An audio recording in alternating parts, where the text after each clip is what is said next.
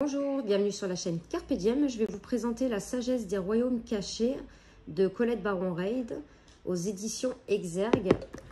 Donc celui-ci, j'avais longtemps, mais très longtemps hésité à l'acheter. Et en fait, j'ai regardé plusieurs reviews et je me suis enfin décidée. Donc je l'ai trouvé d'occasion sur Vinted. Sinon, son prix est de 22,90 €, donc c'est raisonnable. Alors, imaginez avant les mots écrits. Les anciens avaient établi une collaboration divine entre les humains et les royaumes cachés, ceux qui font le lien entre le monde de la nature et de l'esprit. Ils avaient décidé de former une alliance sacrée et éternelle afin d'instaurer l'harmonie, l'équilibre et la paix. Cette alliance assurait que lorsque nous demanderions des conseils, ils nous aideraient à trouver notre voie pour le plus grand bien de tous. Mais avec le temps, l'humanité s'est détournée du monde, de la nature et a oublié les royaumes des réalités invisibles. Alors que nous nous sommes soumis à l'inquiétude et au stress quant à notre avenir, il se manifeste de nouveau pour nous aider à retrouver notre véritable raison d'être. Grâce aux 44 cartes magnifiquement illustrées, vous découvrirez certains de ces royaumes cachés ainsi que leurs reines, rois, princes et autres assistants magiques. Laissez la reine Signe vous montrer la voie de la transformation, le maître des flèches vous aider à atteindre vos buts et l'union sacrée parler à la profondeur de votre désir d'amour. Le livre d'accompagnement vous aidera à interpréter votre précision, la signification de leur message. À vous de suivre leur devise. Demandez et vous recevrez pour le plus grand bien de tous. Donc c'est une boîte rigide comme ceci, toute simple. Hop. On a une carte au sujet de l'illustratrice Jenna Della Grottaglia. Donc voilà. On a un petit guidebook. Donc là, on a les autres ouvrages de Colette Baron-Reid. La sagesse d'Avalon que j'ai. On a la table des matières avec une introduction. Comment utiliser les cartes, l'objectif des cartes, comment faire une lecture. Lecture à une seule carte, lecture à 3 cartes. Là, on a toutes les cartes. On a au sujet de l'auteur. Donc là, c'est l'introduction. Je ne vais pas vous la lire parce qu'elle est très longue. Colette Baron-Reid, il aime bien. Encore, ça va. Comment utiliser les cartes. Alors, vous, ce qui est écrit, souvenez-vous. Voici un exemple de prière de bénédiction. Objectif des cartes. Comment faire une lecture. Non. Désolée. C'est ma chienne qui aboie après le chat. Pour une lecture à une seule carte. Donc, on a des exemples. On a la lecture à 3 cartes, toujours pareil avec des exemples. Donc, ça, j'aime bien. Et là, enfin, on a les cartes. Donc, il y a le numéro de la carte, le titre de la carte, les mots-clés qu'il y a certainement inscrits sur la carte. Oui, c'est ça. Et après, la signification de la carte qui fait quand même... Alors là, je pense que ça doit être position en droit. Et rival, ça doit être position inversée, je pense. Donc, on a quand même 1, 2, 3, on va dire 4 pages. Donc, c'est comme ceci pour toutes les cartes. Bon, par contre, les illustrations, elles sont reprises en tout petit. Donc, il y a 44 cartes. On a au sujet de l'auteur. Et après, des petites pages blanches pour écrire des notes. Donc, on a un dos de cartes comme ceci. Les tranches sont neutres. Sont neutres, n'importe quoi. Elles sont dorées. Désolée. Hop. Alors, la grande dame d'amour et de compassion. Donc, j'aime beaucoup déjà les illustrations. Et l'encadrement ne me gêne pas du tout. Je trouve qu'il va bien avec les cartes. D'habitude, j'aime pas quand il y a des cadres, mais là, ça me dérange pas du tout.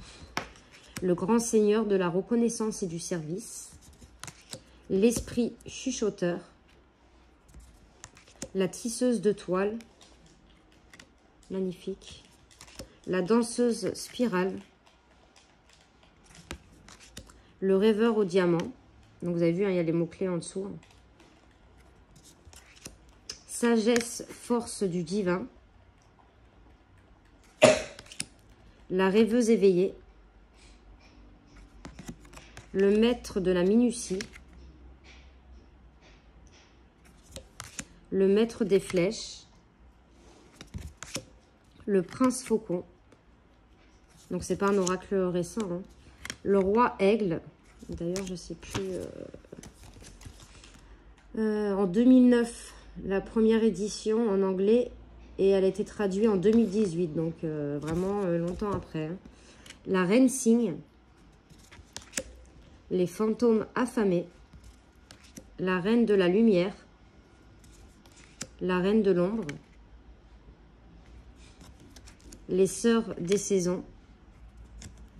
Le jardin de Gaïa, donc avec les mots-clés réalisation, abondance, récolte de ce que vous avez semé.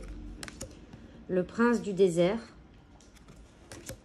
La dame de l'offrande, générosité, accueil et rétention. La sage-femme du pays des merveilles.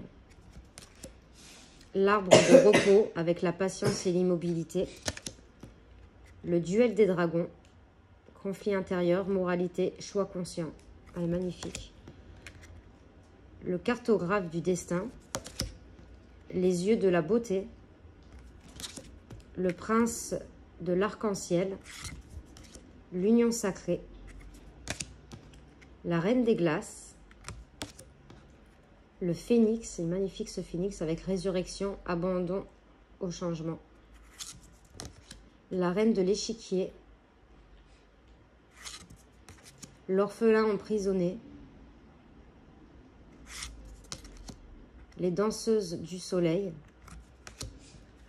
Le garçon au chameau.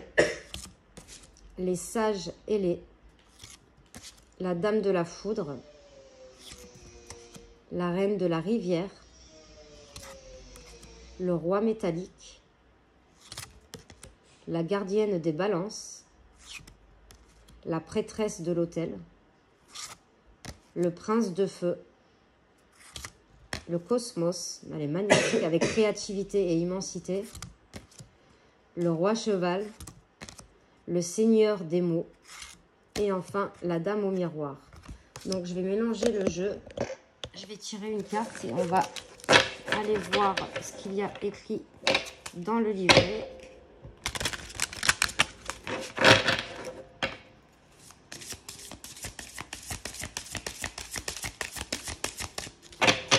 Donc, il se mélange facilement. Ah ben voilà, la reine de la rivière, flot, lâcher prise, mouvement naturel. Donc, il n'y a pas de numéro sur... Ah si, il y a le numéro, pardon, 36. Et en plus, on a ce petit signe-là pour nous montrer où il est le numéro. Alors, allié. Donc, si cette carte, dans un tirage, est du côté allié, la reine de la rivière flotte dans votre vie en allié pour vous rappeler le concept d'autorisation et la loi de non-attachement. Souvenez-vous que toutes les rivières viennent des montagnes et coulent vers la mer pour être absorbées par les plus grands cours d'eau. Ensuite, le liquide s'évapore en nuages de pluie sur les montagnes afin de poursuivre un cycle infini de fluidité. La reine de la rivière vous demande d'être fluide et de lâcher prise par rapport à la rigidité et au perfectionnisme. Vous irez loin tant que vous ne lâcherez prise, laisserez couler et manœuvrer autour des plus grands obstacles, comme les ruisseaux contournent les gros rochers. Aucun obstacle ne peut vous arrêter en ce moment si vous êtes prêt à vous abandonner au flot naturel des événements. Soyez gentil avec vous-même et les autres, puis observez avec quelle douceur vous allez de l'avant. Vous serez peut-être surpris de l'endroit où la rivière vous amène.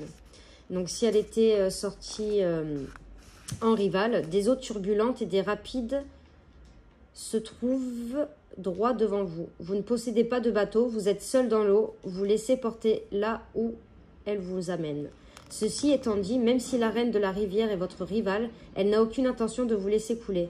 Même lorsqu'il y a une cascade devant, il n'y a pas de raison d'avoir peur.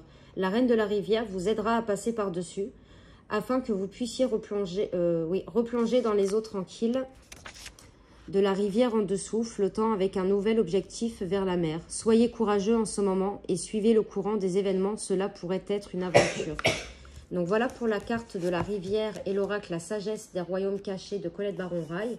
Dites-moi en commentaire si vous l'avez. N'hésitez pas à mettre le petit pouce, à vous abonner et à partager. Et moi, je vous fais de gros bisous et on se retrouve pour de prochaines vidéos. Merci.